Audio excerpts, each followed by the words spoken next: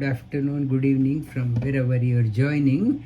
We are welcome to Ask Me a Question series, and this Ask Me a Question, it is a discussion board, discussion between the student and the taught.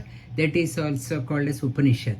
Upanishad is nothing but discussion. It is only in Vedic science. The question and answer are allowed. For in other religion, usually this discussion is not allowed. Thou shall follow, or you will go to hell. That is in other religion. Whereas here in Bhagavad Gita is a question and answer. Upanishad is a question and answer.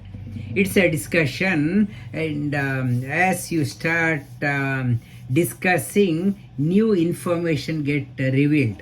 In the modern school also, the teacher and students, teacher doesn't give for research paper, doesn't give a solution. It is in discussion with the teacher, you are coming to the conclusion.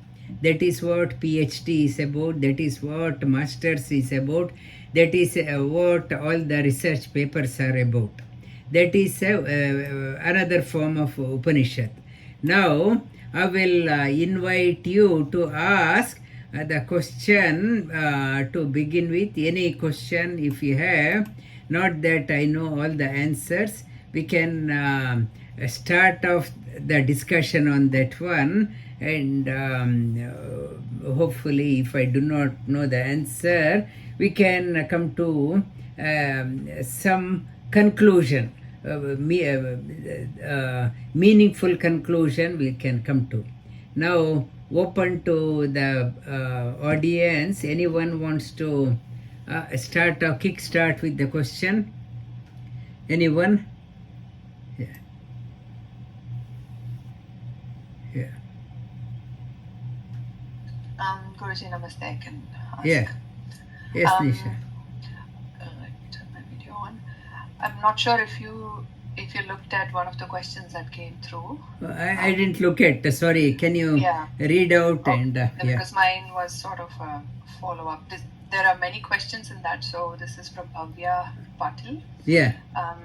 So she says her 8-year-old attended the session, and his questions were, can we get back the dead ones through ancient chantings of Shiva?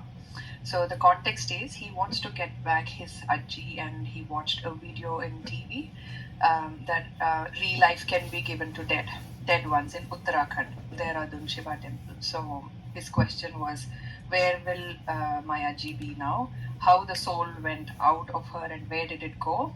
He worshipped, believe and listen to Vishnu chanting. So he wants to see Vishnu as Bhakta Prahlad got a vision. So what to do for it? He wants to see Krishna's heart in Puri Jagannath temple. Is it possible?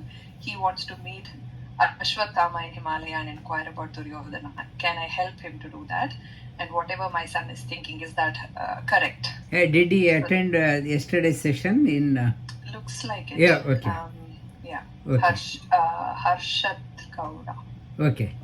Okay. And to begin with, the dead body, dead person, from the soul's point of view, dropping off the body is like dropping off the old cloth. From the soul point of view, it is not a tragedy. I have done with this body. This body is useless for continuation. I have come with a packet of karma. Karma is finished. To start a new prarabdha karma, this body is not enough. I have born in this family, this place, this situation. Now, whatever karma I have come with, that prarabdha karma is over, and now I can't, with this body is useless. For that, I need to be born in some place, some other prarabdha karma. I have to bring the stock. So from the soul point of view, it is not a tragedy. From what Sri Krishna is talking about, that is the Bhagavad Gita message is the wise person doesn't grieve for one who has gone or one who is living. From the wise person sees, yes, the karma is over, that soul is continuing the journey. And Sri Krishna says, wise do not ashochya nanvashochastvam prajna vadanscha bhashase gatasuna gatasunscha nanushochanti pandita. Sri Krishna says to Arjuna, you talk like a wise person, but still you are crying for one who is going to die and one who is dead. It is not becoming of a wise person. He chides Arjuna, you are a wise person not to talk like a foolish person. A wise person, it is a change. You have to do from my point of view, dead person has gone. My point of view, I don't want that soul to continue the journey. You come back. So, for the soul, it's a punishment.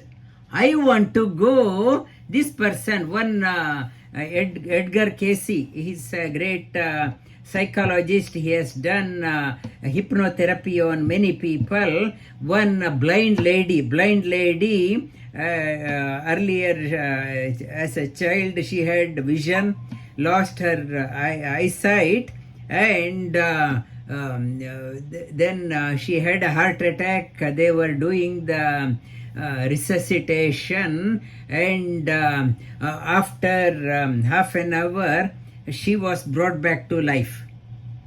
What she explained, she told, I came out of the body and I was seeing from the top. You are all 5-6 doctors, nurses, 10 people you are trying to bring back. I was telling, please let me go, not to do, but you could not hear what I was saying. You brought back, I could able to see, I could able to hear what you are talking. Now you brought back into this old body, I can't see now. What a punishment. What a punishment. From that soul point of view, it was a freedom. From me, selfish point of view, I don't want you to go. So that lady was saying that I did not want to come. I could able to see. The old age problem was not there. I was free. But you brought me back into this old body, blind body. I have to put up with this one. So to answer that Bhagya's son's question, so that old lady has become worn out. Now, let the soul continue the journey. Let her acquire another young body and accomplish whatever had to be done. Not to cry for the old person. Okay, what was the follow-up question for you?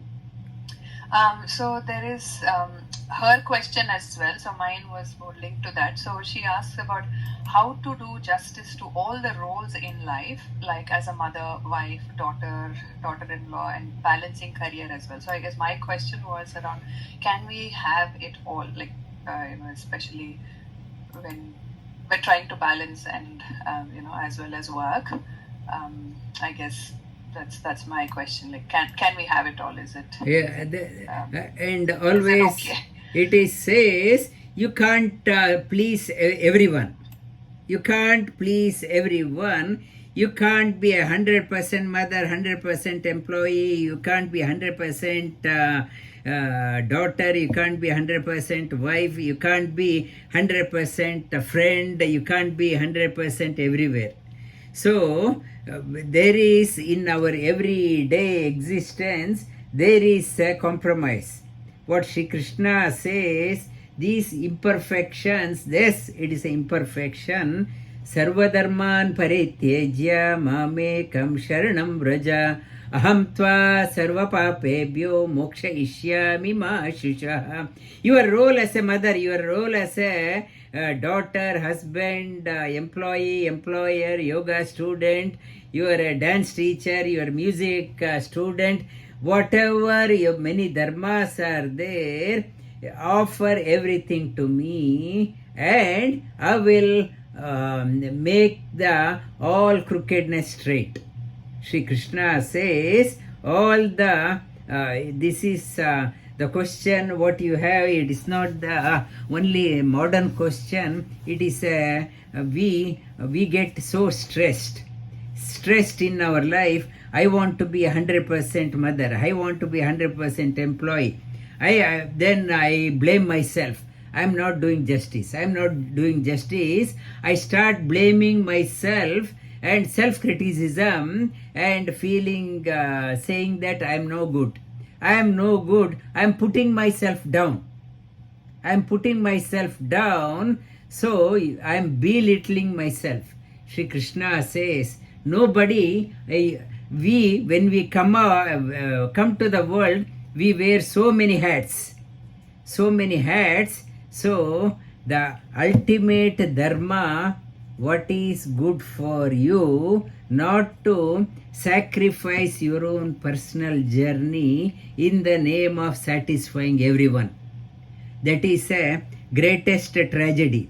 In the on Sunday class I talked about we have various runas, obligation towards the devas, we have an obligation towards the rishis, we have obligation towards acharyas, we have obligation towards our pitrus, we have obligation to the humanity, we have obligation to the bhutas, we have living beings, we have obligation to the planet earth.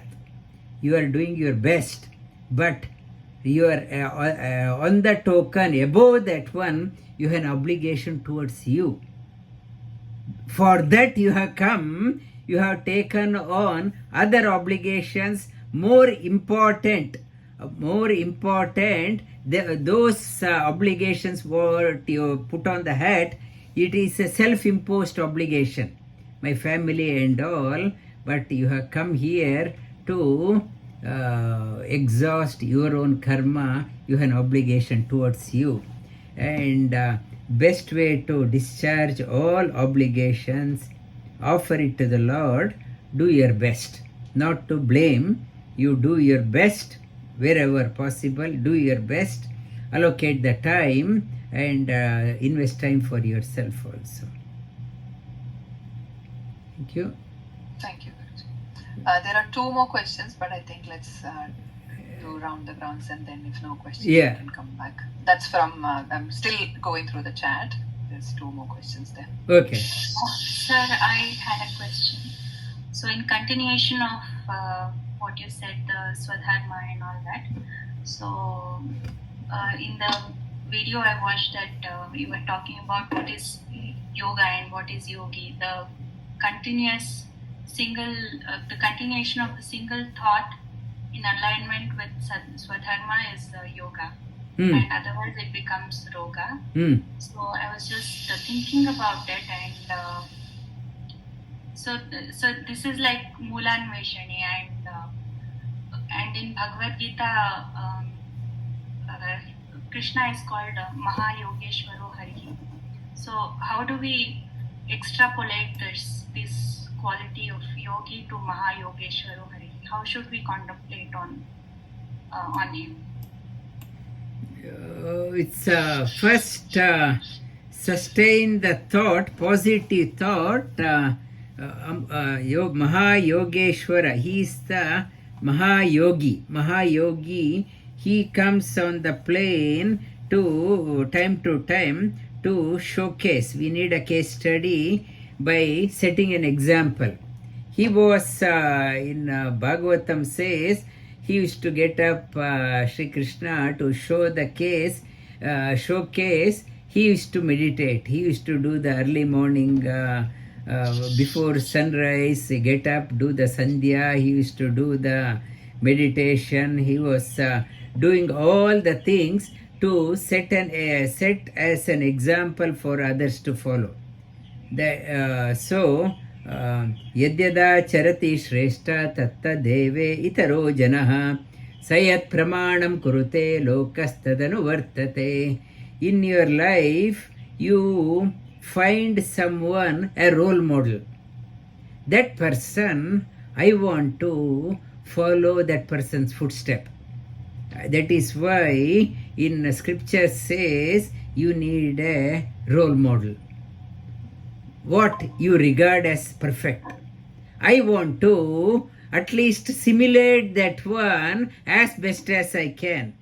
So it is an importance of having a teacher. Teacher, when the teacher says, do your best, sarva prayatna, do that one to follow whatever teacher says. You won't get a ideal teacher in your life. Perchance, if you come across by God's grace, it is for your soul, that person, it is guidance for the soul. You have come across by a divine grace. And in Upanishad also talks about sarva prayatna, do your best and follow the footsteps. And we don't know how to do, what to do. So when you have a role model, so follow that one. I don't know what Yogeshwara said. I haven't seen. And now at least follow the footsteps of the inspired people. That is the starting point for you. Okay, Suhasini, did I answer? Yes, sir. Thank you. Sir, Yes. I have one question. Yes. Will the universe end, and if it will, when will it end? No, it is the lifespan of Brahma. It is talked about 31,104 thousand followed by 10 zeros. 31,104 billion years. So Brahma's 1 second is a human 100,000 years, 1 lakh years. So that is his 1 second. So his lifespan is 100 years. After his 100 years, there is the same length of time of universal dissolution. This soul, it talks about coming and going, coming and going. Soul also is tired. Soul also is tired. At times, for example, in the weekend, many people, they say, I ask them to come to yoga, they retreat. They say it's a time, I am tired, I want to catch up my sleep. I want to catch up my sleep. So, soul also, after repeated birth, coming and going, it is tired. 31,104,000 years, they are in sleeping mode, to exhaust. Death is a process. We are so busy, morning till evening, for 60 years, 70 years, 80 years. We are tired. God has been very compassionate. He says, you are very tired. Come off the body. Like a player playing in the cricket, playing somebody, the coach calls that player, you are tired, come take a rest. So death is a process. He's pulling off the field. You take rest. You get on to the another game, you come off. Death is a blessing. We are tired, exhausted, doing the same thing. Without purpose we are living. He calls off the field. He asks us to take rest and makes us to play the game in a new pitch. Okay, that rest is there. Universal dissolution is for the Brahma also. Brahma 100 years he has been working. Then Pralaya, and he takes all the liberated souls, and another Brahma comes. He will be replaced with another one. So, sir, you said 31,000 billion, no? 31,104 followed by 10 zeros. You write down. And divide by 100, divide by 360, divide by 24, divide by 60 minutes, divide by 60 seconds, you get 100,000. Okay, you do the calculation and let me know did you get that equation right. Okay, Sir, no, 31,000. 104 followed by 10 zeros. Okay, you do the maths and send me the answer. His year is calculated 360 days, not 365. Okay, yeah. Okay. Any more questions? Anupama? Yeah, Namaste Guruji. I have a question. Second chapter, 63 sloka, Krishna said, Krodha bhavati samohaha, samohat smriti vibramaha. I got other two lines too, but I didn't get first line, Guruji. When I get, in my case, when I get angry, I will lose interest in life. Like nothing is permanent, like sannyasi thoughts I will get it. From my childhood, same thing. But how we will get samohaha, krodhot bhavati, if angry comes. Dhyayato vishayan pumsaha sangastheshu upajayate sanga sanjayate kamaha kamat krodho bijayate krodhat bhavati sanmoha. Now, why angry comes, Shri Krishna talks about your attachment. For example, now, President Trump has won. You are not worried whether Trump or Harris. It is nothing to related to you.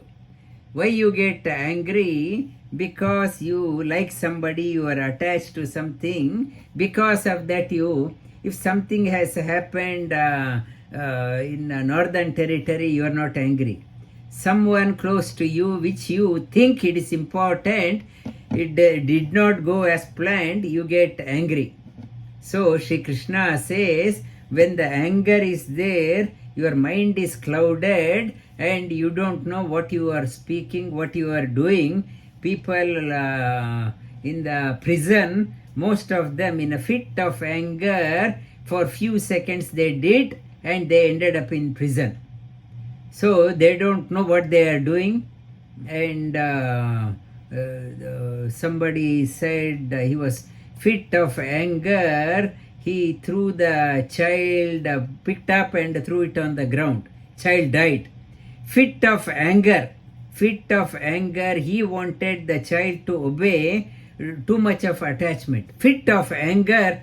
Sanmoha smriti vibramaha. I don't know what I am doing. So anger is not bad. Anger should be there. If a policeman got to be angry, not for a good reason, you had to be angry, but not for a wrong reason. We are, for example, Bhima in Mahabharata said he was very angry about Duryodhana's wrongdoing. When you are angry, he gets a energy. I have to do. If Bhima was not at all angry, very calm, people would have walked over him. Right time, you need to express. As a parent, you have to show anger to the child if they are not obeying, but inside you are not disturbed. You pretend that you are angry. There is a difference between you are angry and you are pretending angry. Pretending, inside Shri Krishna says, never get disturbed, but outside, yes, like Bhima. Show that you are angry, but inside your terms. What is happening for us, inside also we are so angry, I can't sleep. Inside is disturbed. Inside is calm, outside show the anger.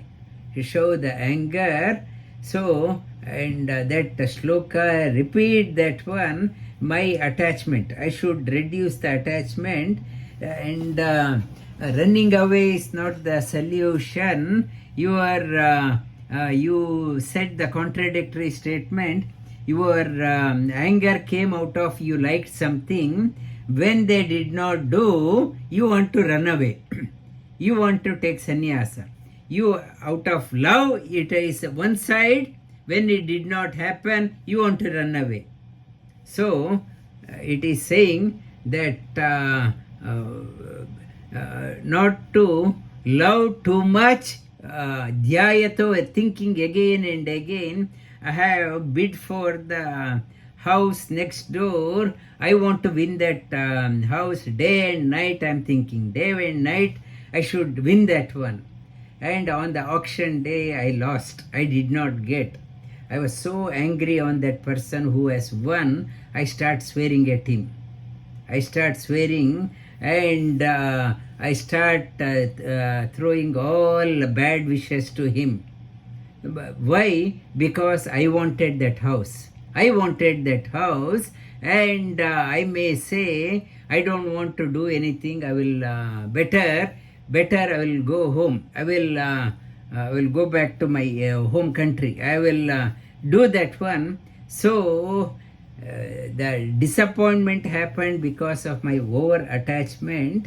Sri Krishna says, minimize your attachment. That is the root cause of your anger. And running away, Arjuna wanted to run away. Arjuna wanted to attach to his grandparents, and all of a sudden he wanted to run away. Run away. It is the Bhagavad Gita is all about managing the emotions. Thank you. Yeah. Thank you for hosting Bhagavad Gita class also. Thank you. Sir, you said 360 divided by 24 divided by 60 divided by 60 equals. No, you 31,104 followed by 10 zeros divided by 100 is 1 year, and 1 year has how many months? 12. Divide it is 1 year has 360 days, and 360 days has each day has 24 hours, and each hour has 3,600 seconds. When you do those calculation, you get 100,000. Okay. Any more comments?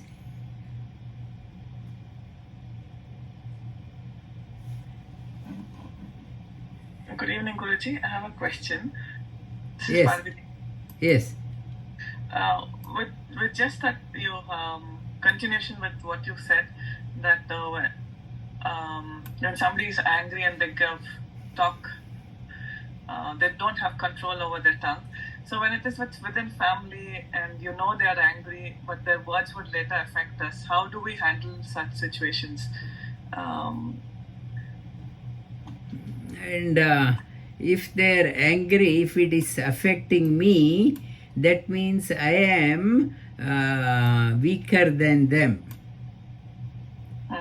They are stronger than me. They have overpowered me. If you say to yourself, I am stronger than them, if it is affecting me, means I have surrendered and they defeated me.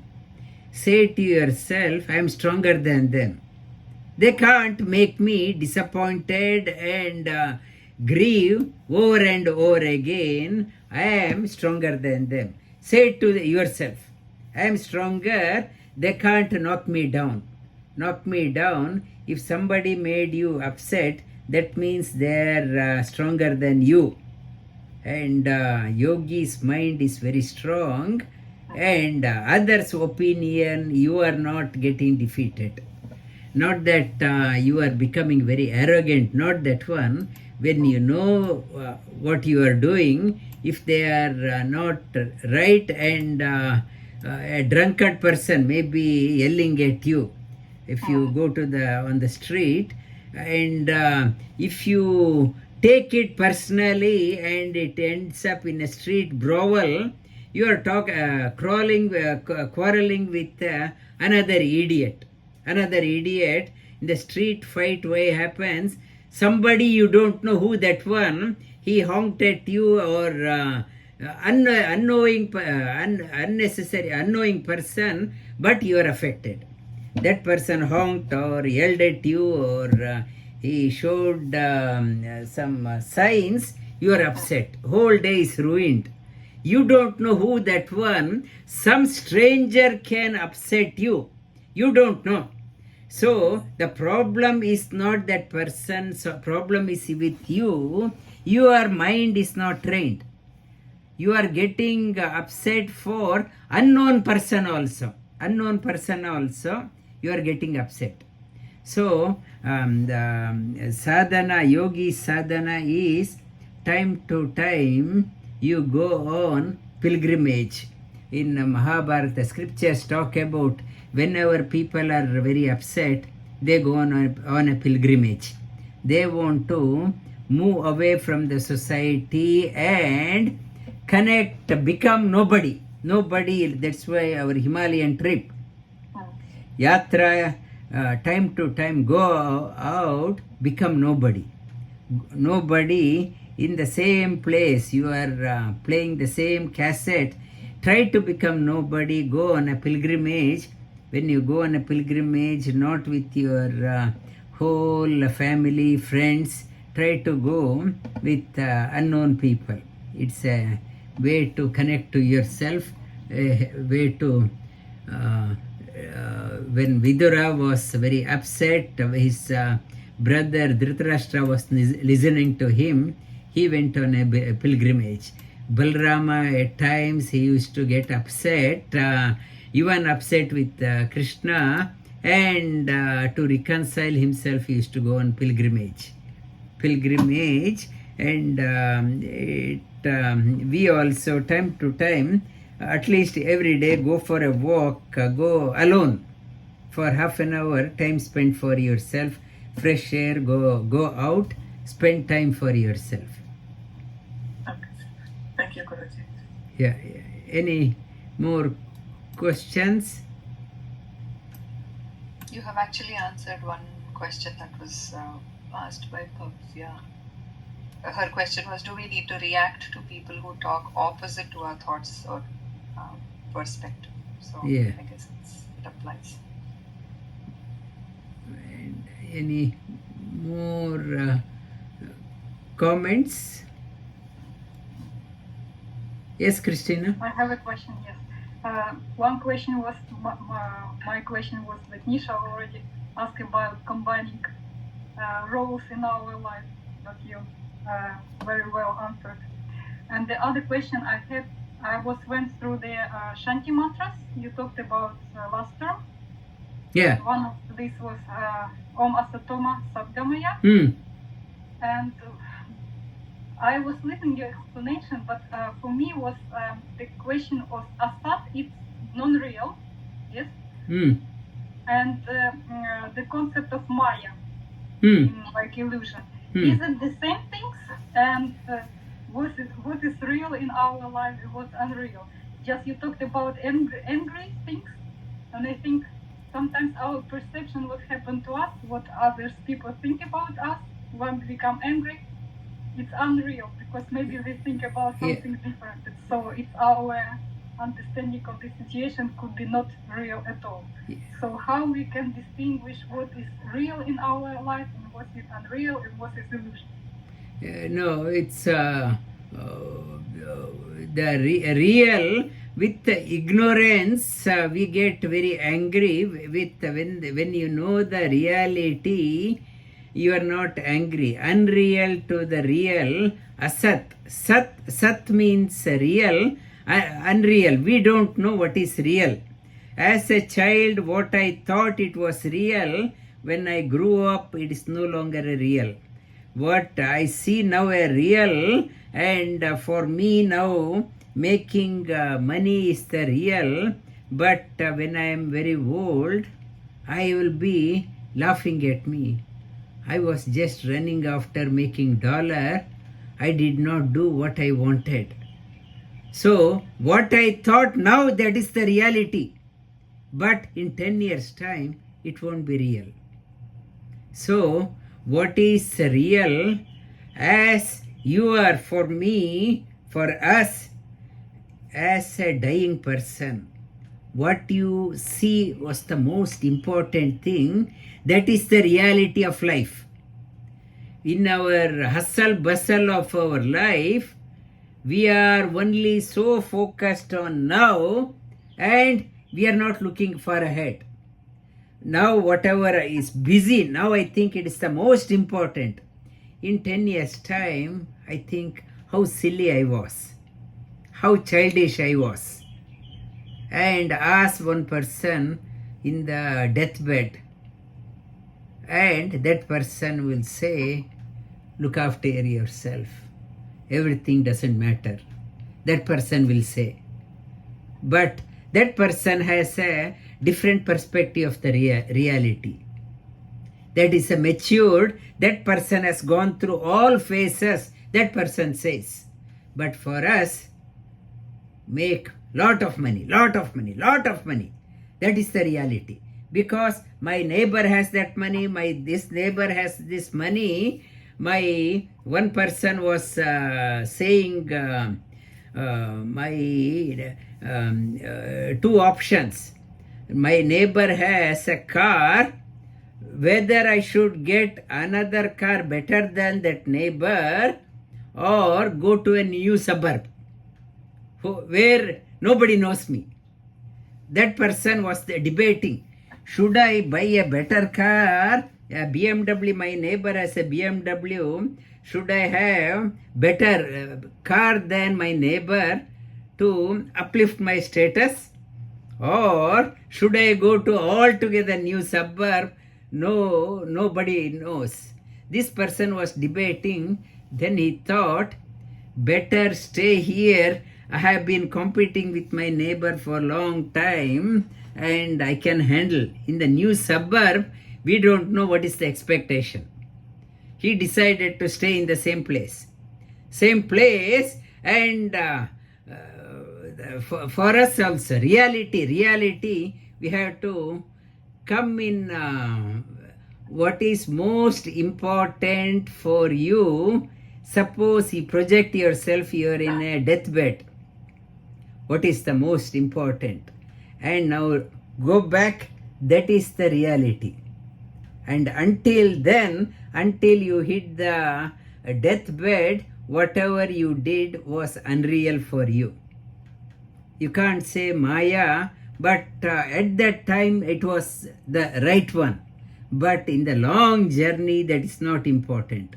Long journey, it is not important. If suppose Christina has come out of the body, and somebody asks, in the Srimad Bhagavatam, there is a story, soul has come out of the body, and going back to Bhagya's question, Nisha's question, Narada asked that soul, your parents are grieving for you, please enter into this body. Your father, Chitraketu is grieving for you, please enter into this body. You are still very small, not even 1 month old, please enter. Your father is crying. So soul had gone out. Soul asked the question, which parents I should worry about? Whether this parent or the parent 10 life before or 100 life before. I had millions of parents. Which parent I should worry about? I don't want to get into this body. From soul's point of view, that is the reality. Which body? If If the body is the father is wanting that body is the child, if father is a contribution, this that body is still there, I have not taken, let the father play with that body and let him fondle that one. I have nothing to do. I can see hundreds of my past parents. I am not at all interested. Let me allow me to continue my journey. Don't trap me again into that same old body. Let me go. That soul, the Srimad Bhagavatam talks about. I will talk about that story one of these days. Okay, that answered Bhagya's question and Nisha's question. So reality, the reality a teacher sees and student sees. It's a different perspective. So in the Bhagavad Gita says, whatever is a tough time, contemplate, and it may not be, that also will go, as the time is the healer, that also will go. What is the most important? What a teacher sees is different, what student sees is different. Teacher can see a higher reality than the student. Yeah. What is real, what is unreal? The peace mantra, Asato Ma, may all the time, may I, the new things, new reality dawn in me. It is a work in progress. May I get evolved continuously to the higher possibility. May I not get stuck with the old thing that is the ultimate reality. Then I become a fanatic. May the reality dawn in me all the time. May the new things dawn in me. That is the sadhana. Asato ma sadgamaya. Gamaya, my travel, journey should be always towards the higher possibility. May the good things keep on dawning. I can't comprehend the ultimate reality at one time. It has to be slowly, it has to be opened. Sages, they in Himalayas, they some of them, they go into the cave and there is no light. They sit inside that cave without any light for 6 months. Once they come out after 6 months, they are not exposed to the bright light immediately. Slowly they are exposed. If they see the bright light immediately, they will go blind. For us also, we can't comprehend the ultimate reality. Little by little, it has to open up so that we can hold it. We can hold it. That is Asatoma Sadgamaya. Yeah? Can I just a question small? So the reality, it's like ultimate reality, it's the one reality, but different people can have different realities. So even with your example of a soul, so for a soul, it's not a tragedy to leave the body. From the soul's point of view, But for the parents, it's a great loss. Yeah. And this is reality for them as well? Yeah, it is a reality, but time is the healer. For now, it is the reality, but ask that parent after 10 years, 15 years, and when I was in Calcutta, one lady was saying that my husband died and God is unreal, that he should not have taken my husband. Now on, I won't believe in God. So that lady, for her point of view, God did a great injustice, taking the husband. So God is not there. She won't believe in God. So reality has not changed. But from her point of view, she was stuck to that one, saying that it is so unfair. In Buddha's case also, some lady came, my son died it's so unfair. Buddha said, I can bring, she pleaded him, please bring my son back. Buddha said, I will bring it, get a mustard seed from a house where nobody has died. Nobody has died. This lady thought it's easy. She went around the whole town. She could not get mustard seed from any house. Every house somebody had died. So that is the reality. She thought that was the ultimate reality. Buddha said, get me only one mustard seed from a house where nobody has died. So she was woken up to the reality from Buddha's point of view. He could see the reality. From this lady's perspective, she was grieving. Yeah. Thank you very much. Thank you. And if we have any more questions?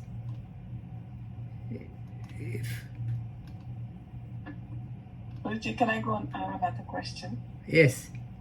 Guruji, in the last few sessions, you did talk about the influence of astrology and you gave your thoughts about it. What about Vastu Shastra? Does it have any influence on our living, our relationships, our family, our health? Yeah. Vastu is the ultimate Vastu. You need to have a Vastu means the direction in the house. They say in the Agni side, the next to the east on the right side is Agni side. Ideally kitchen should be there, bathroom where it should be there, and those dimension, it talks about the ultimate Vastu is your heart should be pure. Vastu is the Lord. If the Lord inside Vastu is right, everything is right. Inside always negative thinking, no good. However good you keep the setup, in Indian politician, the crooked dealings, all crooked dealings, but they're after Vastu, setting the things right outside. However much you set up, inside if it is not right, it won't have any bearing. Best Vastu is set your heart right, set your thinking right, everything aligns. And Vastu, for example, in a house is built on a place, maybe some dead bodies were buried under, you don't know. Maybe negative energy is there. To ward of that one, you do some Shanti, Vastu Shanti, you do that one. You don't know what was under, or some murder would have happened, and that negative souls may be there. You do some Shanti, but not to get too carried away. In Australia, most of us, second hand house, third hand house, you keep your heart pure. When the heart is pure, Lord resides there. You experience that one. Outer ambience also changes. And when you buy a third hand house, you don't know what is underneath. Every day do the prayer, meditation, and set the ambience right. Okay, you can't, you don't know what is below, but when you are building a house, and for example you are excavating, you would have killed some earthworms or snakes or those things, you are praying for that one. When you are doing the Vastu Shanti, by knowingly or unknowingly, if I had heard something, may those souls be kind to me, and may they continue the journey. Above all, do the japa, meditate, prayer, light up a lamp. This Deepavali time, every day you light up a lamp Yeah, to ward off the darkness. Yeah. Okay. Thank you. Thank you. And any more questions? If last one before we close. Guruji, the same message from Bhavya, one last question I think you have already answered in your previous sessions. How to take decisions in life based on what do we need to consider? Could be personal or professional. I think it's about making the right decisions. So how do we base right decisions is probably the gist of it. Yeah, right decision, inner feeling. Right depends on what is the objective of your life goal. It should align with your life goal. When you come on the sadhana track, for example, now you realized inner journey is you are nourishing your soul, and you have been tempted by your boss. He will give you a promotion provided you travel 20 days a month. So you will get double the salary. You can, suppose you are 150 now, you will get 300,000. You have to travel 20 days a month. It is monetary wise is a good, but it is not good for your sadhana. Sadhana will go into ruin. So when you have embarked on a higher path, you do whatever best for that sadhana, not to compromise. Money is not the driver. You have seen higher wealth. When you have seen the higher wealth, now I am after another double the money, and I am prepared to travel. So soul is starving. I may have another 2 houses. And one person was saying that he's building a house with 7 bedroom, and only 2 of them are there, and only 2 of them husband and wife. 7 bedroom. Why? He said one for us, and the rest he gets a cleaner and maintain. We buy 2 houses, 3 houses, one for your house and the rest for your ego. I travel with I have big salary. Why? For my ego. But my soul is sulking. When you are embarked on the divine journey, do not to be too personal needs, minimize the personal needs. Personal needs enrich your soul. Now, not that you give up everything. Now, up to say 45 years, your children are more or less settled. When they are settling, now try to spend more time for your own sadhana. Earlier, yes, to bring up your children, yes, you need extra money. Once they are start settling down, now it's a more time for your inner journey. You spend that one, you prioritize accordingly. And one person was saying that made a lot of money, but he feels himself worthless. Not that one. Money alone is not the driver. There should be fulfillment in your personal life also. You should commend yourself. You should experience the self-worth. Yes, I have done something in my life. Not like that person feels I am worthless. Though I have multi-millionaire, but I am worthless. He lost all the self-worth. Not to become that way.